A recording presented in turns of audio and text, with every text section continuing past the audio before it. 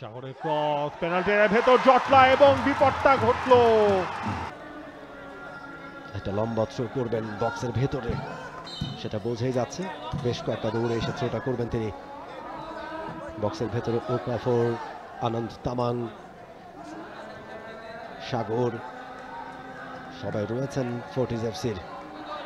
ইসা জালো, লম্বা থ্রো, আনন্দ তামাংয়ের ব্যাকহেডার। শেষ পর্যন্ত মোনা যে শটটা নিলেন সেটা অনেকটা উপর দিয়ে। একজন ফুটবলার পড়ে আছেন বসুন্ধরা কিংসের, তানভীর হোসেন।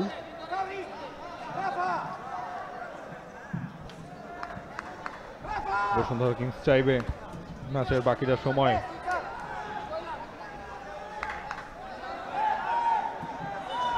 লিডটা ধরে রাখতে। যে ফাউলটা নিয়েই গন্ডগোলের শুরুটা হয়েছিল, ফয়সাল আহমেদ ফাহিম তাকে ফরাদ মানা প্রথমে একটা চ্যালেঞ্জ জানিয়েছিলেন, সেটা উতরে গিয়েছিলেন। সেকেন্ড চ্যালেঞ্জের সময় নয়ন মিয়া একেবারে ডিরেক্ট যে সেটা ফয়সাল আহমেদ ফাহিমের ওপরেই পড়ে। নয়ন মিয়া সেই চ্যালেঞ্জটা, একটা ইয়েলো কার্ড দেখতে হয়েছে নয়নকে।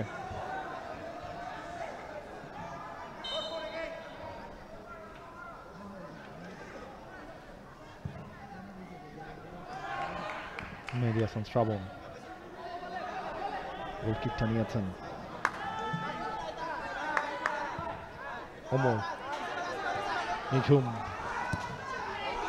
নিঝুমের সামনে বাড়ানো বল, ওকাফর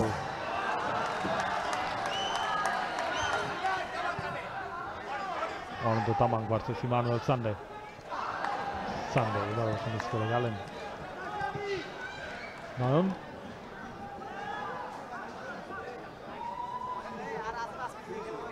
ফরাদ মানা